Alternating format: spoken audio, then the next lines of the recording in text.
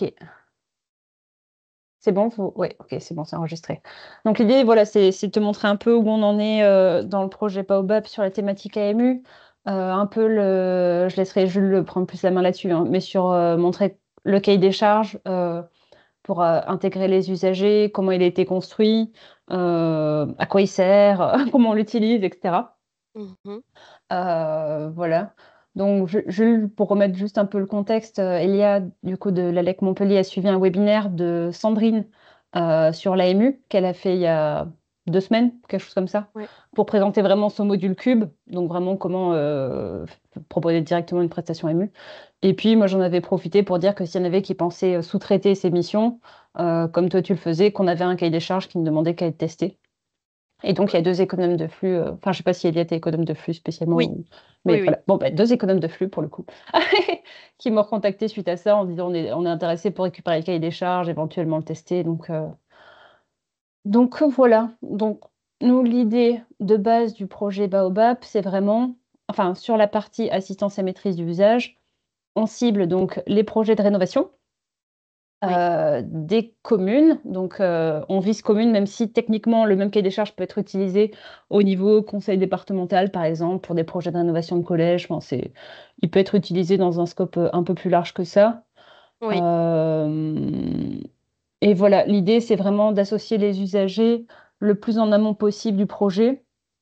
Oui. Et c'est un cahier des charges qui marche un petit peu sur tout type de bâtiment, école, gymnase, salle des fêtes ou euh, voilà. Je Je sais pas si jusque-là déjà tu as des questions ou des points. Non, bah, j'ai pris connaissance du cahier des charges là que tu m'as envoyé par mail. Donc j'ai surligné les choses qui me semblaient super importantes et pas faciles à faire. Voilà. Facile à faire. Et du coup, peut-être qu'on peut développer les points, mais je sais pas s'il y a d'autres choses plus générales. Mm. Non, je sais pas si Jules, tu veux compléter un peu sur comment il a testé ou pas testé ou voilà.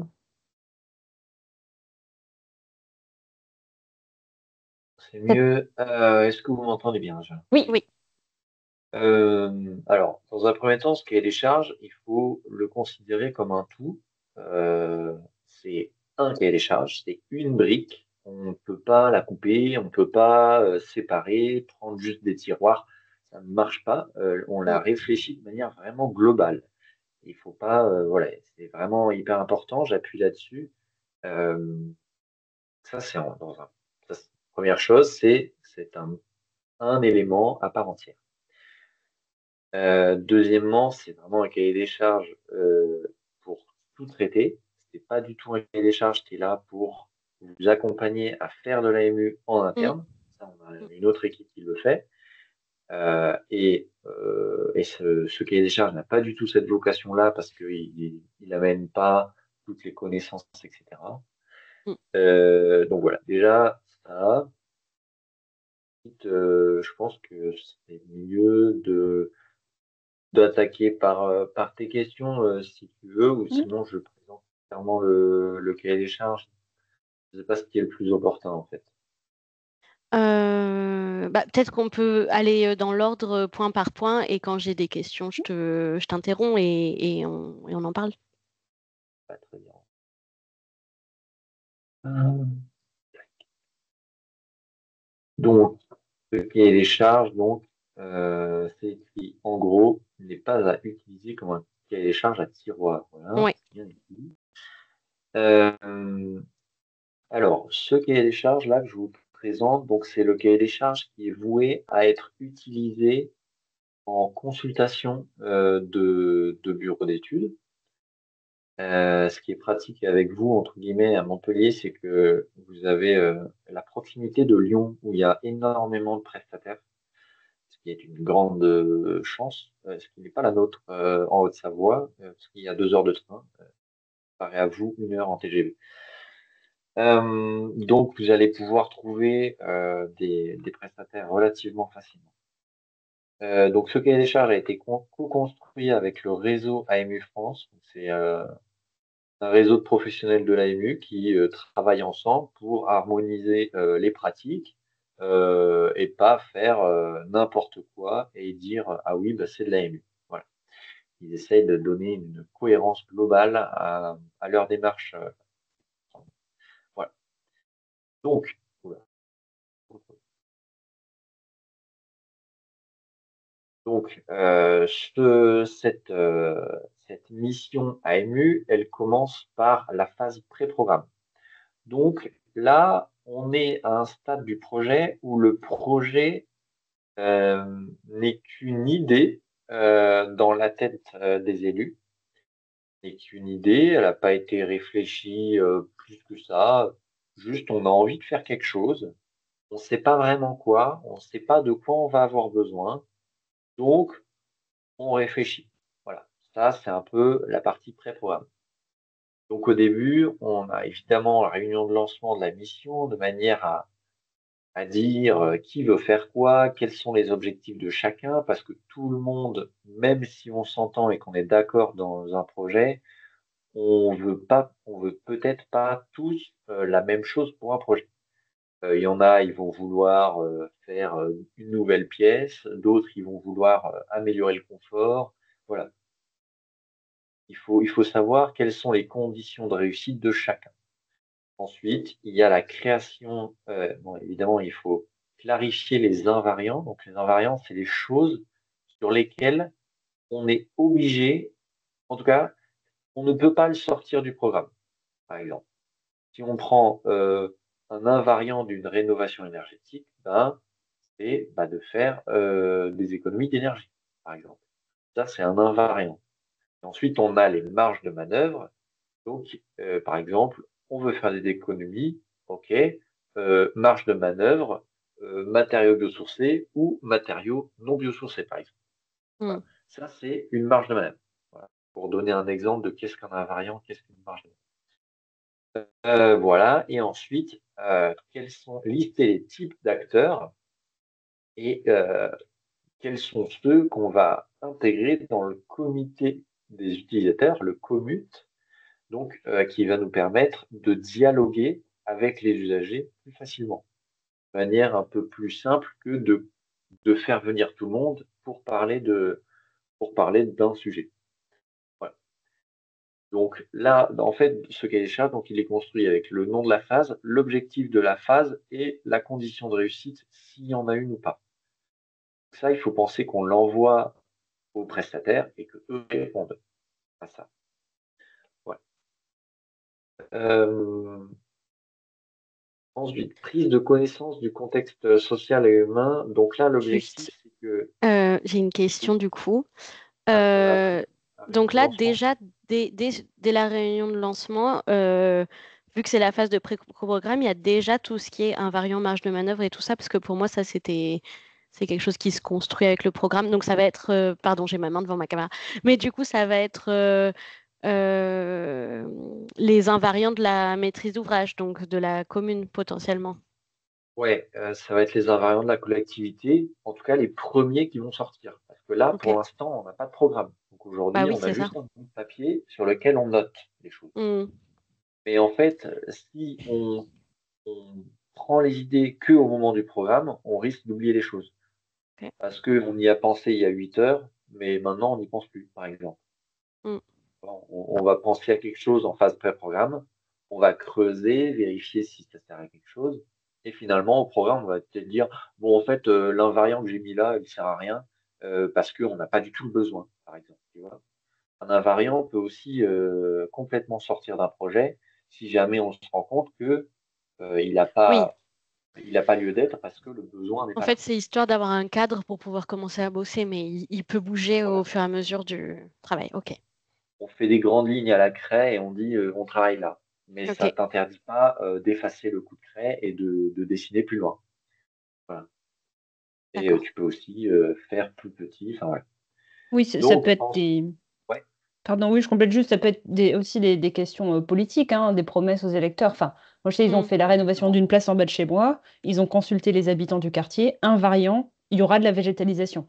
Les habitants qui disaient Ouais, oui, mais on veut faire un parking en sous-sol, ils ont ben non, en fait, on vous consulte, mais il y a un cadre. Le cadre, c'est ce sera désimperméabilisé et il y aura des arbres. On peut discuter du reste, de comment ils sont mis, des endroits, des pas partout, des machins, oui, mais Ok. invariant, c'est ça notre projet parce que c'est ça qu'on porte politiquement. Invariant, ça peut être aussi les budgets ou un budget maximum. On a une enveloppe de 600 000 euros. Voilà, ça c'est un invariant parce que la commune, elle sait très bien qu'elle a une enveloppe budgétaire dès le démarrage et qu'elle ne mettra pas plus. Voilà, ça peut être des choses comme ça, des projets politiques aussi qui sont déjà décidés en amont et qu'il faut assumer parce que si tu dis aux usagers, bah, donnez tout et n'importe quoi comme idée en sachant très bien qu'il y en a qui vont être hors cadre, bah, ça sert à rien, tu fais juste des déçus. Mhm. Bon. Ouais. Ouais, ok, j'ai bien compris. En gros, là, on trace un contour à la craie dans lequel les usagers vont venir mettre leurs idées, mais ça reste un cadre à la craie qui n'est pas encore définitif. Ça nous laisse du temps pour y réfléchir. Voilà. Et là, faut pas hésiter à parler argent, à parler problèmes au sein de la collectivité, tout ça, hein. Voilà. Point suivant. Oui. Allez. Donc, prise de connaissance du contexte social et humain. Donc, là, à ce moment-là, l'objectif, c'est de vérifier que les enjeux donnés dans les invariants ne sont pas contradictoires.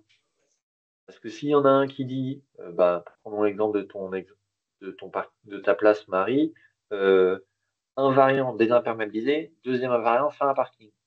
Bon, bah, on peut pas faire les deux. Ça marche pas. Du coup, il faut se mettre d'accord. Là, c'est à ce moment-là qu'on vérifie. Et ensuite, s'assurer de la réalité du besoin. En effet, si au-dessus, on a des idées et que on a tracé un cadre à la craie et que dans ce cadre, les usagers viennent rien mettre, en fait, ça sert à rien, on n'a pas besoin. Mm. Par exemple, un élu qui dit ah ouais, je veux rénover le bâtiment. Ah ouais, mais le bâtiment, il est neuf, il a 3 ans. On peut pas le rénover. Ça, par exemple, c'est à ce moment-là qu'on vérifie si le besoin il est là. Voilà. Ok. Ça, c'est donc là, on a laissé quand même pas mal de liberté sur la façon de faire de toute manière pour les prestataires.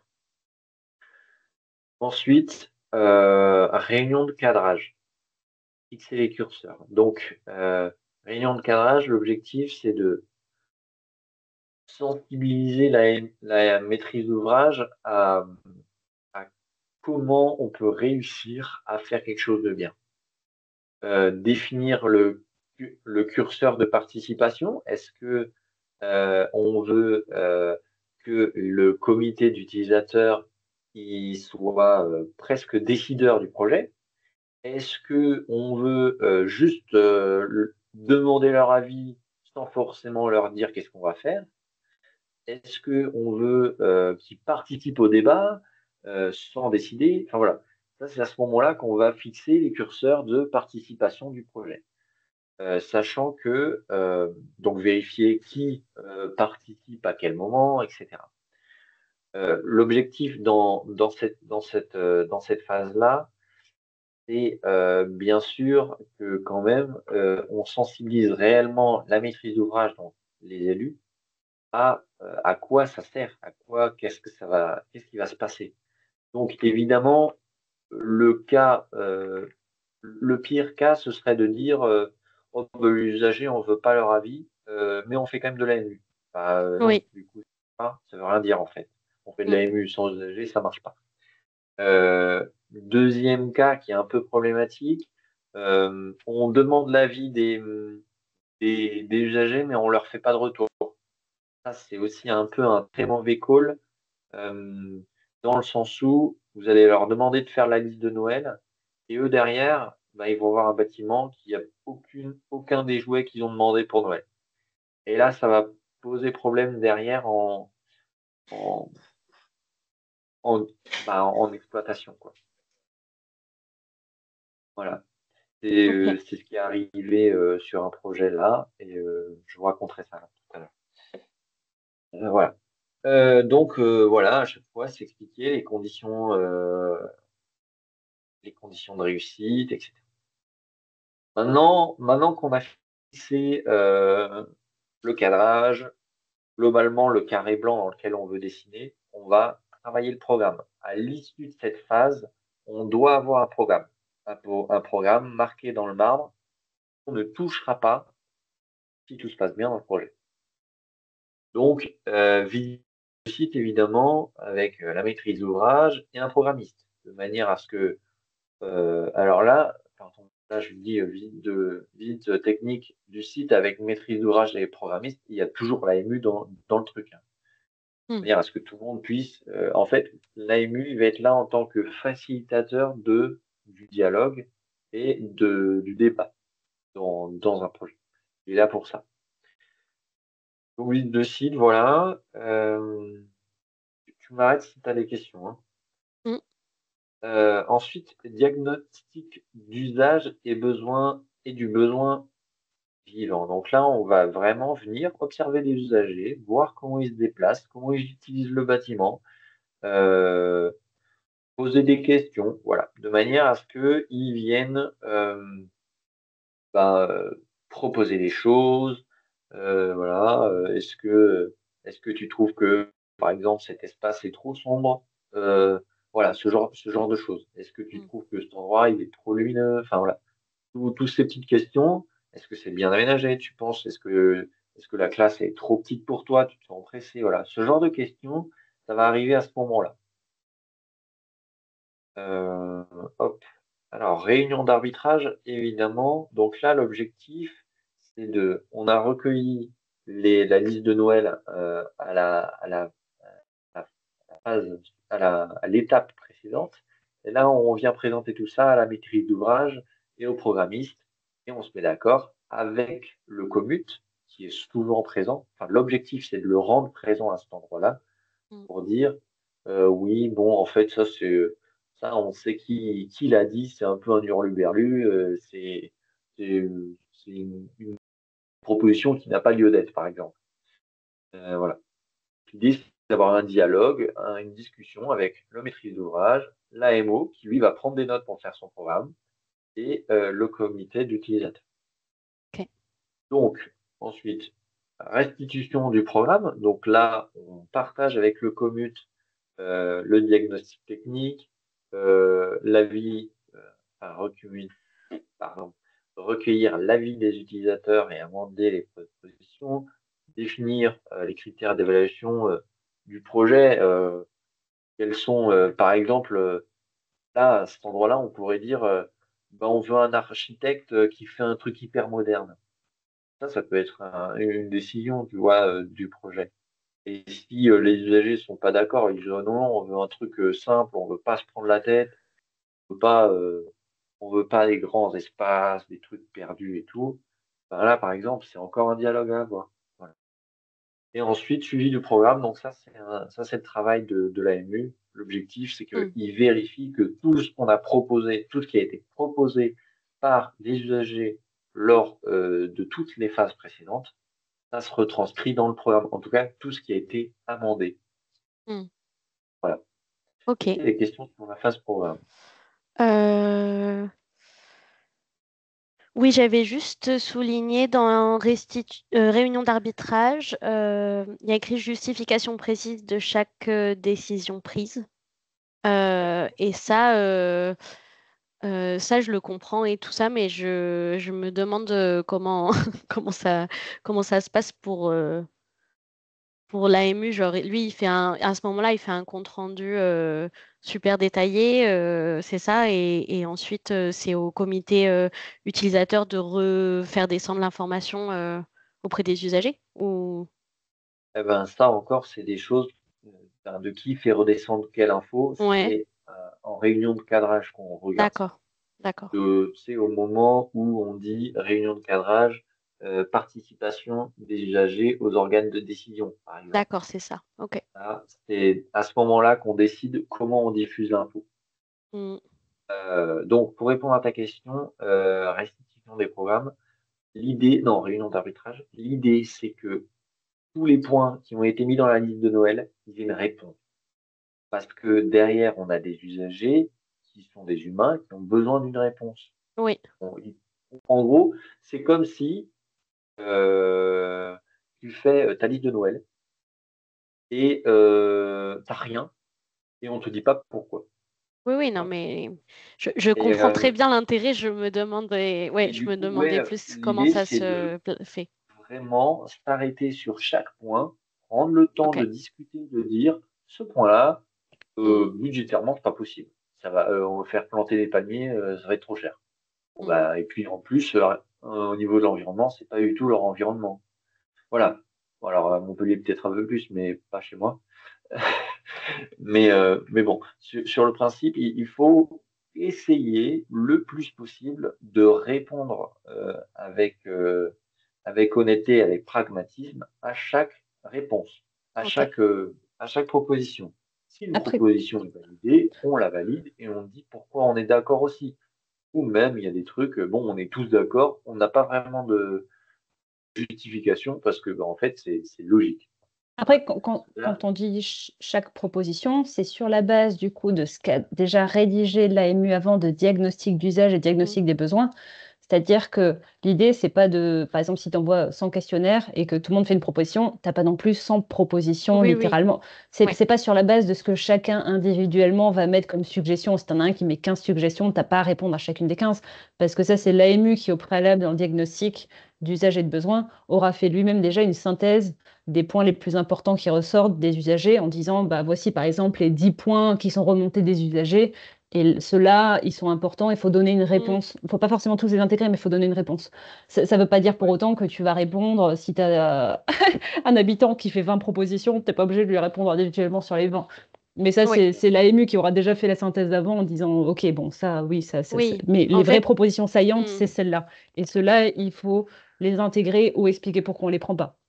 ok. Mais C'est lui qui fait le travail un peu d'entonnoir de toute la collecte, oui, en Exactement. c'est fait. son Ok. métier. C'est son Ok. métier. En réunion d'arbitrage, on va pas dépouiller les questionnaires, hein. C'est pas du tout Mm. le moment pour ça, et parce qu'en plus on va discuter de tout et rien.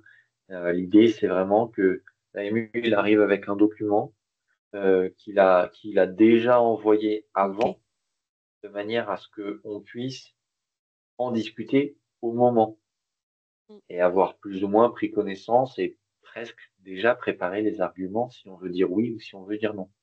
Et ça, Voilà. du coup, un peu cette méthodologie de fonctionnement dont on parle, est-ce que c'est pas quelque chose qui peut apparaître dans le cahier des charges? De dire genre pour justement cette réunion d'arbitrage prérequis que tous les membres du COPIL AMO et Commute aient reçu préalablement la synthèse de la phase précédente ou c'est induit? Alors, disons que là, ça doit être écrit dans le cahier des charges qui est très détaillé. Là, c'est un cahier des charges qui a été très simplifié de manière à pas donner toutes les clés de l'AMU à n'importe qui. Ah OK. Dans le sens où, en fait, là, on a un cahier des charges qui est vachement simplifié, il doit faire 5 Bah oui, pages. oui. Moi, j'ai un cahier des charges qui en fait 12. Oui, oui, c'est ce que Ça j'allais va. dire. Enfin, moi, c'était un peu ma question de Voilà, aujourd'hui, moi, j'ai un globale, c'est cahier des que charges c'est qui pas est vraiment quelque chose très détaillé. que je peux donner pour un usage immédiat, quoi. Il manque pas mal de points plus précis, mais ok. Après, Euh, je suis Tu pas penses trop. que Pas si? qu'il manque des choses, en fait. Oui. En fait, Parce- l'idée, c'est aussi que l'AMU, quand il répond, il propose une méthodologie. Il va déjà dire, ben moi, je prévois de faire comme ça, comme ça, Hmm. comme ça. Ça va peut-être pas coller exactement à ce qu'on a proposé, à ce qu'on a Ok. demandé, mais ça va répondre dans les très grandes lignes à tout ce qu'on a demandé. Voilà, c'est ça l'idée. Moi, je fais une expérimentation en ce moment sur un projet. Donc là, on est en exploitation. On fait que de l'exploitation. Et, euh, Et donc, en fait, l'AMU, il a répondu. Il n'a pas pris exactement mes intitulés, tout ce qu'il doit faire, etc. Il a mis du temps en face. Il a retravaillé un peu le truc parce que lui, il le voit un peu différemment, mais dans la structure complète du truc, ça, c'est la même chose. C'est pareil. Voilà, donc il faut pas s'affoler, j'ai envie de dire, sur, sur comment ça va se passer. Faut juste vérifier que c'est cohérent avec ce qu'on a demandé. On demande un Hmm. truc, il faut qu'en face, on n'ait pas ça, quoi. Ça sert à rien. On veut avoir la même chose en face et ainsi de suite.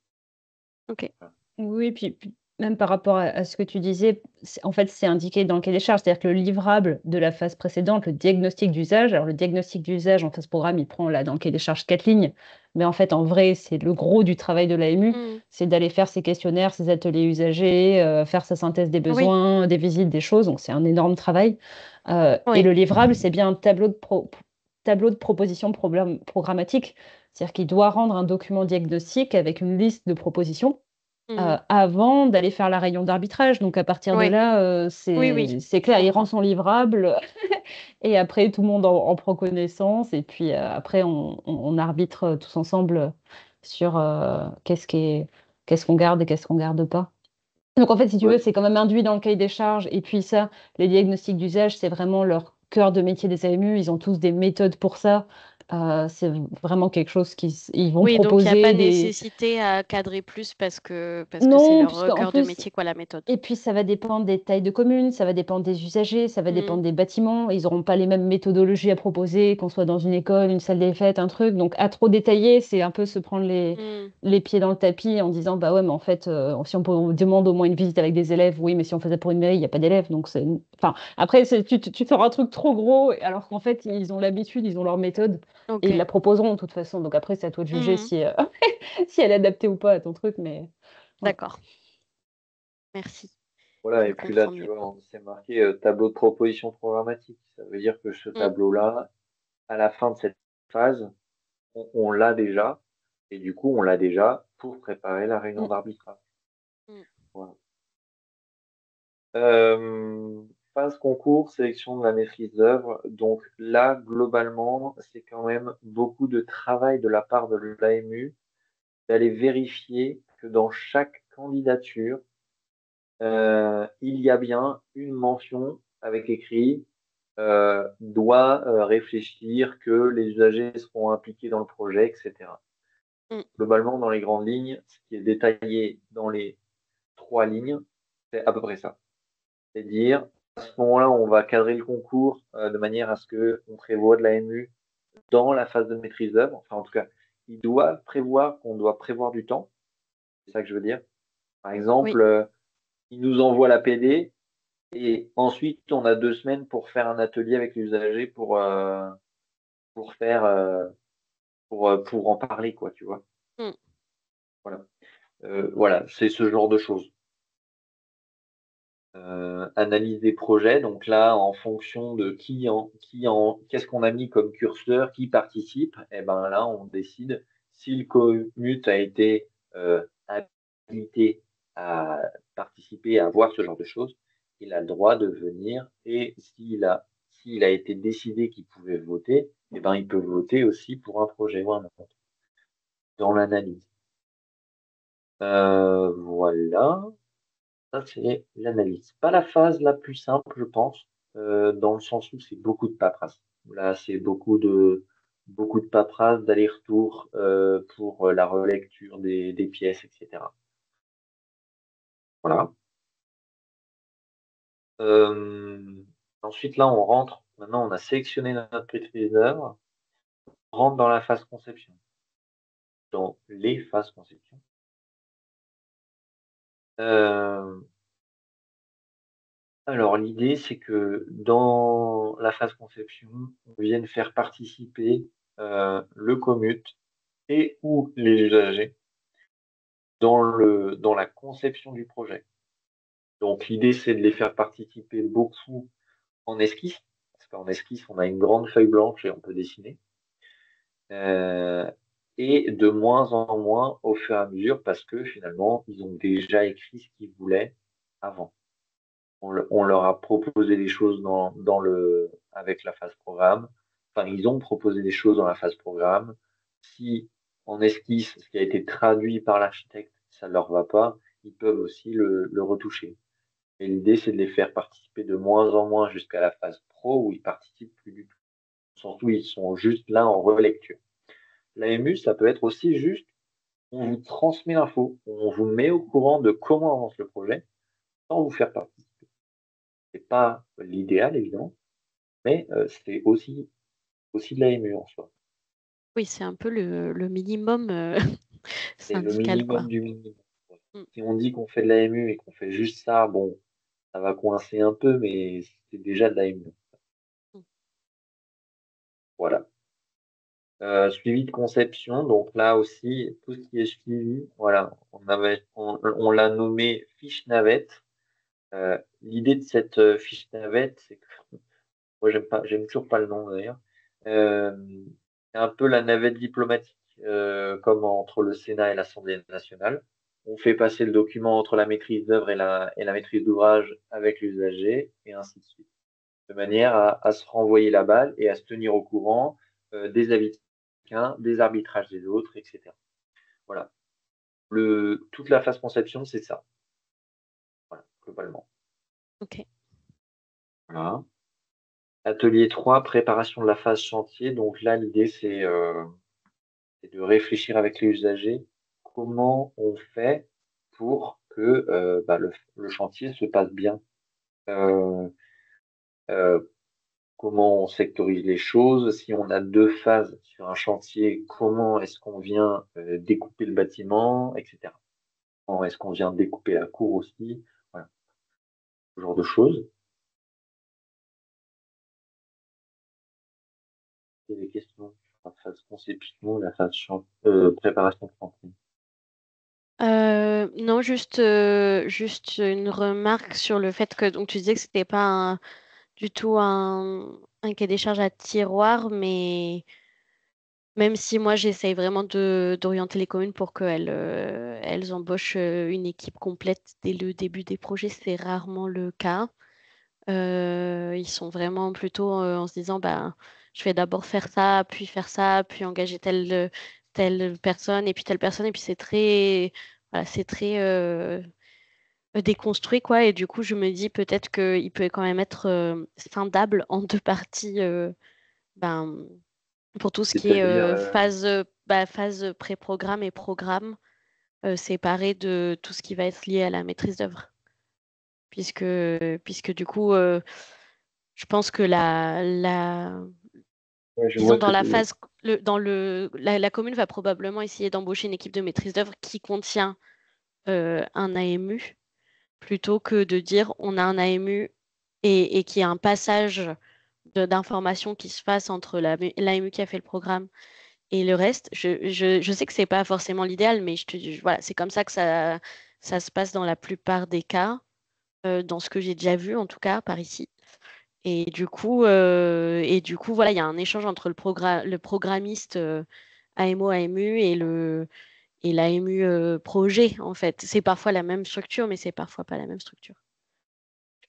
Ouais, alors l'idée de ce cahier des charges, alors déjà, je reviens sur une chose, l'AMU, c'est bien, c'est mieux qu'il n'est pas intégré à la maîtrise d'œuvre. Parce que s'il est intégré à la maîtrise d'œuvre, c'est la maîtrise d'œuvre qui le paye. Et si c'est la maîtrise d'œuvre qui le paye, il va être moins, comment dire, il va être moins impartial. Dans le sens où, vu que c'est la maîtrise d'œuvre qui le paye, dans l'archi, prend ce rôle-là, il va dire, ah oui, mais ça, l'archi, on va dire, entre guillemets, hein, je caricature, ah oui, mais ça, on va pas le faire. L'AMU, il a beaucoup moins de force de frappe en disant, bah si, là, la maîtrise d'ouvrage nous a demandé ça par les usagers, donc on doit le faire. Donc, c'est un peu compliqué. Ce qui est réfléchissable, par contre, c'est de dire, on fait un cahier des charges avec option, mais l'idée, c'est de dire, chaque option, on est obligé de la faire déjà, si on veut passer à la suivante. Ça, c'est quelque chose qui peut se faire. D'ailleurs, c'est ce que j'ai fait sur mon expérimentation. Sauf que moi, c'était la phase d'avant que j'ai mis en option parce que dans mon processus, c'était pas possible dans l'autre sens. Mm. Mais l'idée, c'est vrai que si tu dis on fait de l'AMU au début, enfin, on fait toute l'AMU, mais on fait des tranches, effectivement. Et comme ça permet d'avancer aussi au rythme du projet. Ok. Voilà. Si le projet il se suspend, on va dire, je sais pas, 6 mois, 8 mois, Et ben, en fait, l'AMU, lui, il est payé déjà, parce que sa phase, elle est terminée. Il a fini son travail et il est en stand-by pendant que on recrute vraiment une maîtrise d'œuvre, par exemple. Mm. Voilà. Donc oui, par contre, c'est vrai que ça veut dire recruter un AMU en avance, recruter un programmiste en même temps, et ensuite recruter la maîtrise d'œuvre. Parce que ce Oui, qui se fait souvent, c'est on va voir l'archi du coin, on lui demande un truc, et en fait, l'archi du coin, il veut bien récupérer le projet parce que ça l'arrangerait bien. Du coup, il fait un programme plus ou moins bancal, et il arrive derrière et fait une proposition. Sauf que ça, en fait, il n'a pas le droit de le faire. oui, Enfin, nous, c'est notre plus gros problème aujourd'hui. oui, oui, oui, complètement. Complètement. Donc, Le problème, c'est que les petites communes, elles font en direct avec la plupart des professionnels. Et, et en fait, ouais, rajouter un acteur, déjà, avoir un programmiste, c'est presque pas possible. Donc, rajouter un acteur, ouais, ça fait un vous n'avez gros pas travail. le CAE qui travaille avec vous, en tout cas avec l'activité, pour monter les programmes parfois? Ben, je vais voir. Ça n'a pas été le cas sur les projets que j'ai suivis cette année. Peut-être que si. Je vais me renseigner. Parce que, alors nous, en Haute-Savoie, on a la chance, c'est que le président des CAUE de France et le président du CAUE du 74 et le président du CIAM, c'est la même personne. Donc, Pardon. Cumul des évidemment, mandats. ça simplifie un peu le dialogue. Oui. Euh, C'est-à-dire qu'on travaille vraiment beaucoup avec eux. Aujourd'hui, quand on va voir le CAUE, déjà, on nous ouvre la porte.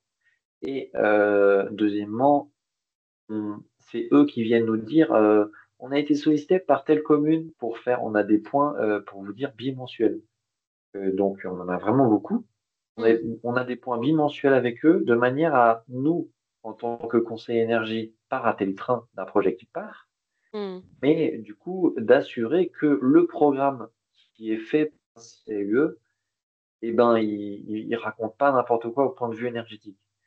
L'idée, ce serait d'arriver à instaurer cette synergie-là entre votre CAUE. En tout cas, nous, c'est le vecteur qu'on a trouvé qui est aujourd'hui le plus efficace.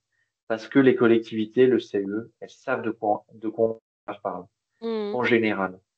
Donc, on a trouvé que c'était d'une simplicité alarmante que de s'appuyer avec le CAUE et de travailler ensemble. Ok. Voilà.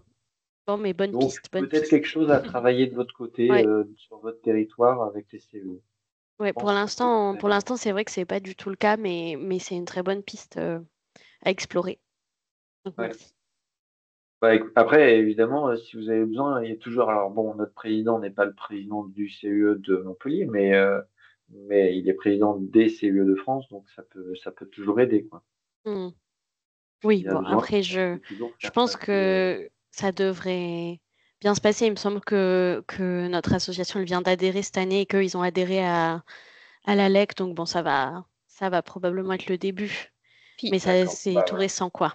il y a Bon d'autres bah ah exemples, ben hein, d'accord, oui. la GEDEN, qui est aussi une association en Isère, qui est du Mm. coup de Oui, type je ALEC, on va connais, dire. ouais. Eh ben, là aussi, depuis assez récemment, une convention avec son CAU, justement sur ces thématiques, Ok. programmation, phase amont, se passer l'info, vraiment au tout démarrage des projets. Donc, eux, ils ont fait une Mm. convention propre, mais ils l'ont signée, ils ont officialisé leur partenariat, etc. Donc, ça se fait, y compris Ok. avec des associations. Donc, et puis, si besoin, on peut essayer de. Enfin, si tu penses que c'est utile, on peut essayer de voir à quoi elle ressemble cette convention. Je ne l'ai pas, mais je peux la demander si jamais. Ok. Bah, je vais voir déjà ce qui est dans les tuyaux. Oui, oui, il faut déjà voir un peu ce que fait votre Voilà. CAU. Mais je garde en tête que vous êtes des bons contacts, toi et Jules, pour ces questions-là. C'est top. On passe à la phase, à mon avis, travaux. Ouais, bon là il y a la fin de. Donc phase travaux. Donc là l'objectif, c'est de plonger les usagers dans la nouvelle configuration du bâtiment, d'aller leur montrer un petit peu comment ça va se passer, les circulations, voilà, de manière à ce que quand ils rentrent dans le bâtiment, ils soient pas perdus. Euh, et qu'à partir de là, on puisse déjà commencer à travailler sur ce qu'on appelle le guide de l'usager. Alors, le guide de l'usager, euh, l'objectif, c'est que si l'usager a une question de comment je dois me servir du bâtiment, la réponse de non. C'est l'idée. De manière à ce que quand il y a des nouvelles personnes qui viennent, des nouveaux services qui arrivent pour prendre en main le bâtiment, un nouvel exploitant, et ben, il a son petit document avec écrit comment doit fonctionner le bâtiment, comment il faut s'en servir, etc. Ce guide de l'usager n'a pas vocation à avoir un format défini. Ça, c'est une modification que je vais avoir dans la V3 du cahier des charges. Ça, c'est une V2. C'est un changement qu'on va avoir parce que j'ai remarqué que guide de l'usager, ça enfermait pas mal les AMU dans une solution technique directement, de dire on fait un document. En fait, non, on veut proposer une liberté de support. Et par exemple, ce qui a été proposé dans mon expérimentation en ce moment, c'est de faire une fresque. Ok. Voilà, un type de guide de l'usager, par exemple. Voilà. Donc, à partir de là, on commence à réfléchir avec l'usager comment on va se servir de ce bâtiment. Donc, on va leur expliquer techniquement comment on doit s'en servir et eux, derrière, doivent traduire avec leurs mots, avec leurs gestes, avec leurs dessins, comment, par exemple, un bâtiment qui est une CTA double flux, etc., eh ben, il faut expliquer qu'on ne doit pas ouvrir la fenêtre. Ou en tout cas, on doit les ouvrir très peu. Parce que ben, le système interne du bâtiment, il gère tout déjà. Par exemple, ça c'est un exemple parmi tant d'autres, mais par exemple, expliquer comment se servir des vannes thermostatiques. Ça, c'est quelque chose qu'on doit mettre dans le guide de l'usage. Est-ce que j'ai besoin d'éteindre le couloir quand je pars? Ah bah non, en fait, c'est sur détecteur. Ce genre d'exemple. Voilà. Voilà, donc fin du chantier. Donc on a fini le chantier, c'est terminé. On s'installe dedans maintenant. Alors du coup, donc dans la phase d'exploitation, l'idée c'est de faire au moins 2 ateliers qui sont assez espacés dans le temps. Le premier, il faut le faire après quelques jours d'utilisation du bâtiment. C'est-à-dire que les usagers rentrent par exemple le 1er avril dans le bâtiment et le 8, on fait un atelier de manière à ce que les usagers nous remontent tout de suite les remarques, même avant, les remarques, pas 48 heures, 48 heures c'est trop court, mais de les voir essayer un petit peu tout le bâtiment, quoi. Dire, ah bah, en fait, ça fait vachement de bruit la salle d'à côté, il faut qu'on trouve une solution. Voilà. Oui, c'est un problème qui arrive en exploitation, mais on peut ne pas l'avoir vu avant. C'est un exemple de problème. Euh, L'idée, c'est qu'ils aient déjà pris, entre guillemets, leurs petites attitudes, habitudes, pas attitudes, leurs petites habitudes, de manière à dire, bon, en fait, vous avez pris cette initiative-là, vous faites comme ça, mais il faut s'en servir différemment. Ou, c'est bien, vous avez fait comme on a dit dans le guide de l'usager, vous avez bien compris, bah, c'est comme ça qu'on continue de faire. Voilà. Donc, faire le premier atelier assez rapidement et faire un deuxième atelier à quelques mois, 6 mois, 5 mois. Voilà. Et c'est de rajouter du temps entre les deux de manière à regarder comment les usagers réagissent au bâtiment et quels sont les besoins de mise à jour du guide de l'usager. Voilà. Donc là, dans l'atelier 4 et 5, on vient travailler ce guide de l'usager, le remettre à jour, le concevoir, etc. Ok, finalisation du guide de l'usager. Donc Juste, là, souvent, ouais, j'ai une pardon. petite question. Il y a écrit dans les conditions de réussite faire émerger des référents. Donc là, c'est des référents De personnes qui ont bien connaissance du guide et qui vont le transmettre, c'est ça l'idée? L'idée des référents, oui, c'est bien de le dire, je l'ai pas dit. L'idée d'avoir des référents, c'est d'avoir une personne qui a bien compris le guide, qui se sent engagé dans le projet et dans le projet ou en tout cas dans la démarche de ah ben les fenêtres, il faut pas les ouvrir, par exemple. Ça peut être un élève, ça peut être une personne de la mairie, ça peut être une institutrice, ça peut être le personnel de ménage, ça peut être tout ce genre de personnel. L'idée, c'est d'avoir quelqu'un, par exemple, admettons dans une salle de classe, on a un élève qui est référent, admettons, et cet élève, il va voir la professeure qui ouvre la fenêtre. Il va dire, «Madame, le bâtiment il est tout neuf, on n'a pas besoin d'ouvrir les fenêtres». Parce que et là, il va expliquer et dire: «Bah, en fait, il y a un système qui gère ça. On n'a pas besoin».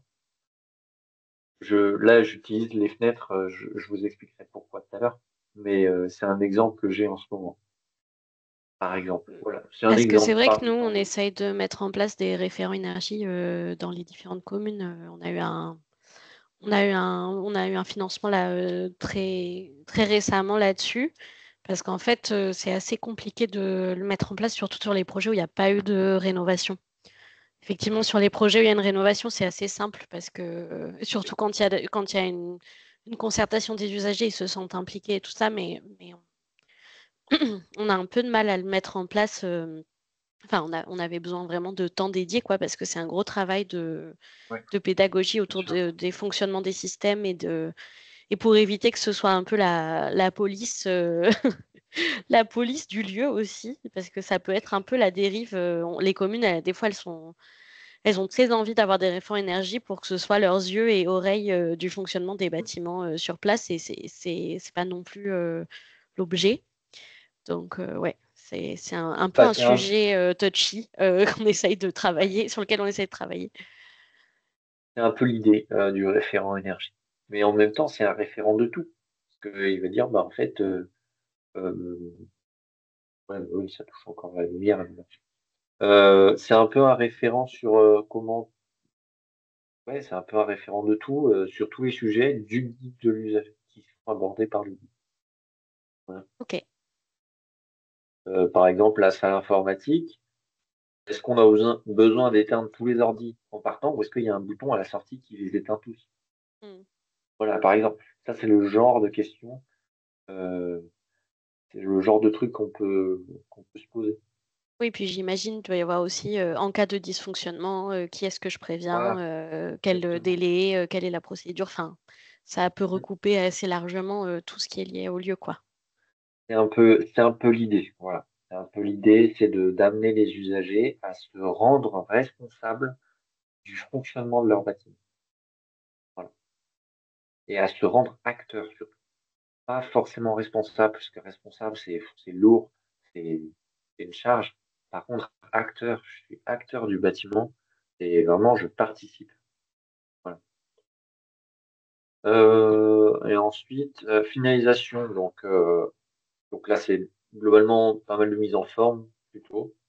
Il Oui. faut vérifier. Ah oui, non, alors mise en forme et comment est-ce qu'on a besoin comment est-ce qu'on peut le faire, se mettre à jour? Comment est-ce qu'on peut mettre à jour le cahier des cha le guide? Si, il y a un changement, si voilà, comment est-ce qu'on peut mettre à jour ce guide? Voilà. Bilan et autonomisation et donc l'idée bilan et autonomisation, donc là,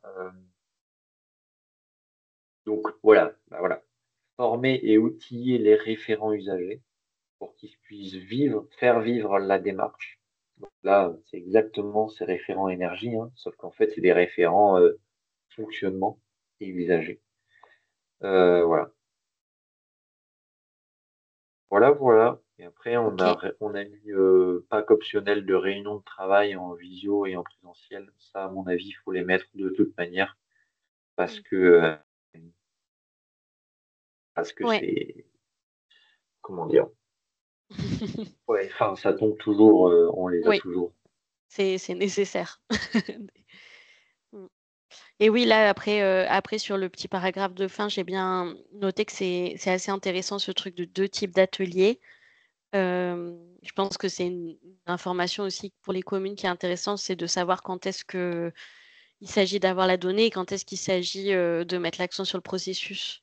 Donc, ouais, j'ai trouvé ça très chouette que ce soit rappelé. Voilà. Pour vous donner un exemple, je fais un peu un Rex entre guillemets en avance, mais donc en ce moment, on est en train de faire une expérimentation sur une école qui est rénovée, qui est sur une fin de rénovation, qui est livrée le 17 mai. Inauguration le 17 mai, prise des lieux le premier, enfin non, le 3 ou le 4, non, le 5 du coup. Euh, on a un problème, c'est qu'aujourd'hui, on a une catégorie d'usagers qui ne veut pas participer. Et le problème, c'est que, en fait, c'est juste que la collectivité. Donc nous, on a commencé notre expérimentation à partir de la phase d'exploitation. On a commencé à partir de là parce que dans le contexte Baobab, on était un peu restreint par le temps, donc on a commencé. Là, on a des usagers qui ne veulent pas participer à ces ateliers, non pas parce qu'ils sont contre la démarche ou quoi que ce soit, mais parce que à ce moment, parce que en fait, on n'a pas eu ce moment-là, la réunion de cadrage. En fait, on n'a pas eu toute la démarche, on n'a surtout pas eu cette réunion de cadrage. Cette réunion de cadrage, on l'a pas eu avec la maîtrise d'ouvrage, qui nous a pas informé des tensions entre les usagers et la mairie. Aujourd'hui, la directrice, elle est contre la mairie, mais c'est violent, hein, c'est vraiment notre prestataire s'est fait pourrir par la directrice de l'école, non pas parce qu'elle est contre l'AMU, mais parce qu'elle est contre la mairie. Et donc en fait, tout ce qui vient de la mairie, eh ben en fait, c'est forcément une mauvaise idée. Hmm. Donc, il faut faire très attention avec ça. Il faut être au courant des tensions. Il faut vraiment en parler. Quand je disais, il faut parler des sujets qui fâchent, il faut parler argent, il faut parler relations, il faut parler tension, il faut parler de tout. Vraiment, l'AMU doit être au courant de tout. Hmm. L'assistance à maîtrise des usages, c'est la sociologie, l'intelligence collective et la participation. Sociologie, on a les tensions. Participation, ben, s'ils ne veulent pas participer, c'est mort.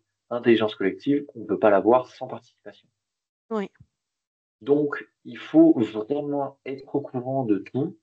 L'AMU, j'ai envie de dire, devrait être censé être au courant de ça et demander.